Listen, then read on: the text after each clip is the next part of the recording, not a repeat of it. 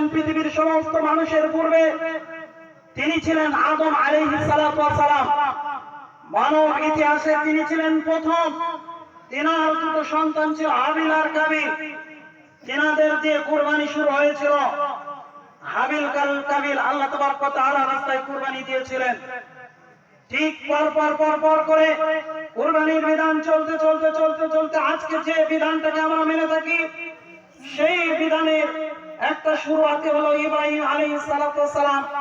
তিনাকে বলা হয় আবুল আম্বিয়া, নবীদের পিতা। আবুল আম্বিয়া কেন বলা হয়?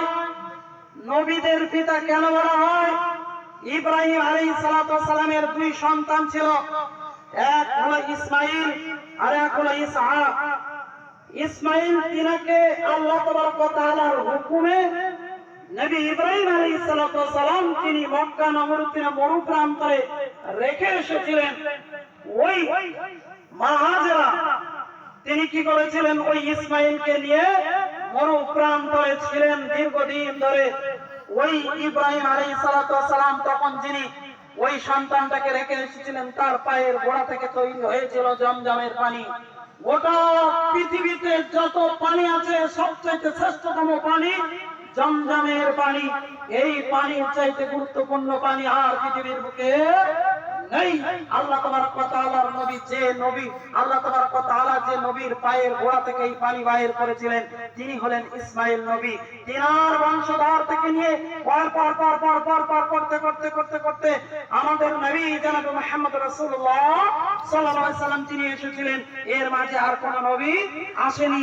আরেকটা নবী ছিলেন ইব্রাহিম আলাইহিস সালাতু ওয়াস সালাম। তিনার আরেকটা সন্তান ছিল, তিনার মা ছিল সারা। তার বয়স ছিল প্রায় 60-70 এর ঊর্ধ্বে। যখন তিনার সমস্ত সবকিছু বন্ধ হয়ে গিয়েছে, ইব্রাহিম আলাইহিস সালাতু ওয়াস সালামের বয়স তখন 80 থেকে 90। এই রকম পরিস্থিতিতে আল্লাহ একবার সুসংবাদ দিয়েছিলেন, তোমার স্ত্রীর গর্ভে সন্তান হবে। ওই সন্তানটার নাম হবে ইসহাক। ওই ইসহাক নবী থেকে ইয়াকুব, ইউসুফ, এইভাবে করে পর যত নবী এসেছিলেন, ঈসা, মুসা, একদম ঈসা আলাইহিস সালাতু ওয়াস সালাম পর্যন্ত যত নবী এসেছেন সবই হলেন ইসহাকের বংশধর। অতএব দুই দিকে যে নবীর বংশধর আছে সবগুলো ইব্রাহিম আলাইহিস সালাতু ওয়াস সালামের পক্ষ থেকে।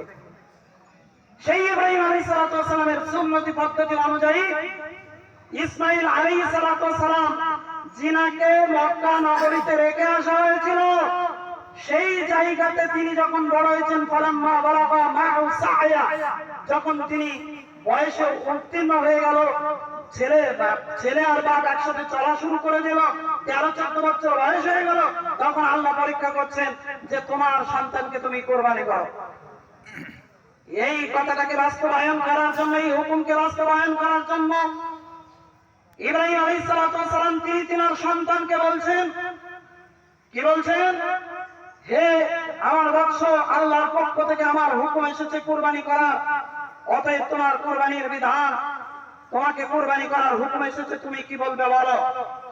আল্লাহ তাবারক ওয়া তাআলার হুকুমে ইসমাইল আলাইহিস সালাতু ওয়াস সালাম তিনি বলছেন, হে আমার পিতা, আপনার উপরে আল্লাহর পক্ষ থেকে যে হুকুম এসেছে আপনি কিঞ্চিত পরিমাণে ওই হুকুম থেকে কোনোদিন সরবেন না।